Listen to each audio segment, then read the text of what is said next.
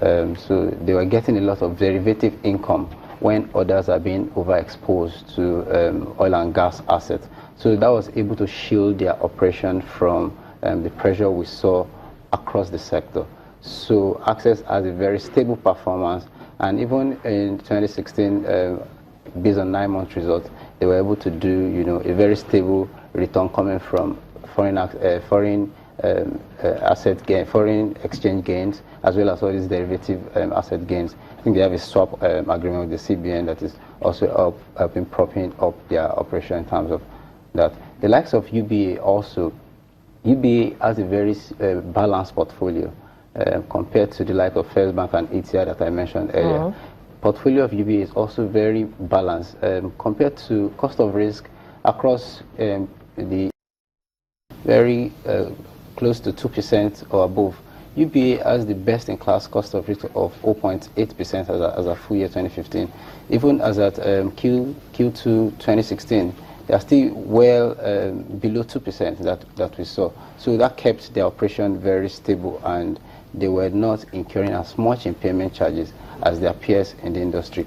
Besides that, they also have this African view where they have their, contribution coming from other African countries nearing 25% or above. So that kind of stabilized their operation in a very challenging market. But then would it also mean that they would, how many of these companies, apart from the banks now, how many of all these other companies listed on the Nigerian Stock Exchange would pay good dividends? Because that's what really investors are worried about. Yes, we're looking at your top line, we're looking at your bottom line, but we're also more interested in how much is coming to us. Okay, so really, the market is, the economy is challenged, but all these bad fundamentals that we are talking about does not mean they won't make profit. They may not make as much profit as they will make. It's just a decline. So the top tier 1 banks, we maintain their, consistent dividend paying history. The likes of Access, GT Bank, Zenith, even UBA. But we're not coming as much as... They may not come in as much because we have a lot of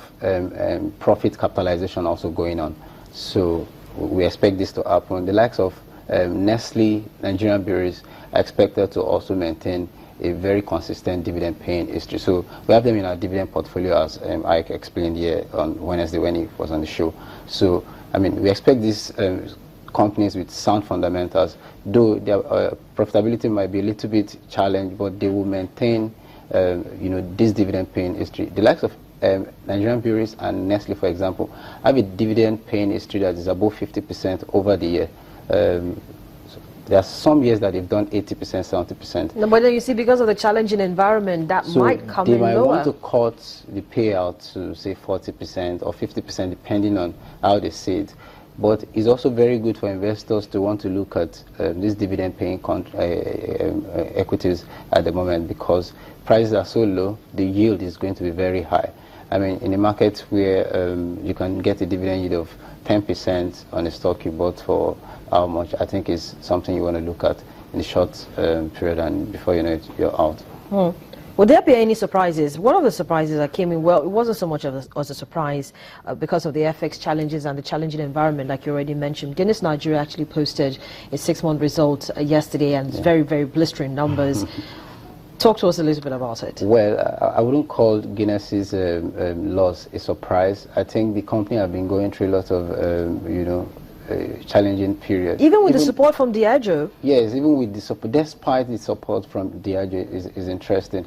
Before the economy, came to this, they've had this decline in their revenue and profitability for about 16 quarters, They had to change their MD at the point, bring in Okefi, the guy that has been doing so well in the Eastern European country, but they had to change that as well.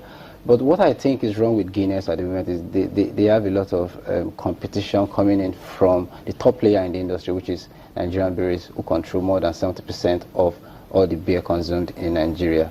Their star beer is, what's it called, the Guinness Stout, which is also being competed with their other brands, like the Origin. People talk so much about Origin, but I think what is happening is a situation where people are leaving, maybe the stout that they are consuming for the Origin brand, because Nigerian breweries continue to push a lot of these their other products into the market. So I think what is happening now that led them into a loss is the fact that they couldn't control cost. Most of the inputs for the production of their Guinness styles are coming from Kenya and I think the UK, because they want to maintain the quality.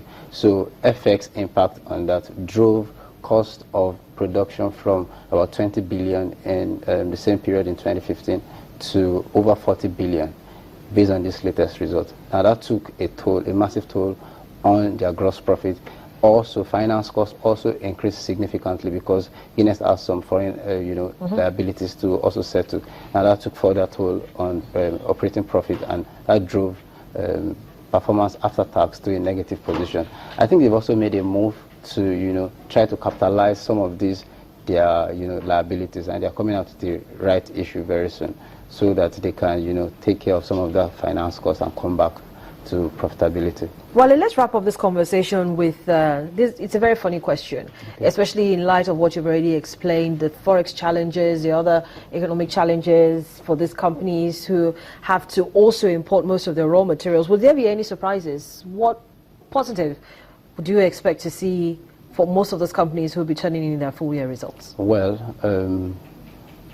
personally, I don't expect any surprises really. The only bright spot I think investors should want to look at at the moment is maybe you want to take a very good look at some of their Greek stocks.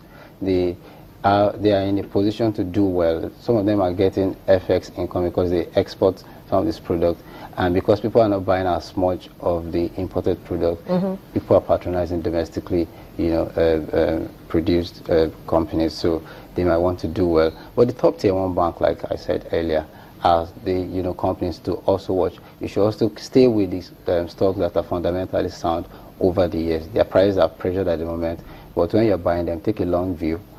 Prices are low at the moment. You can come in now.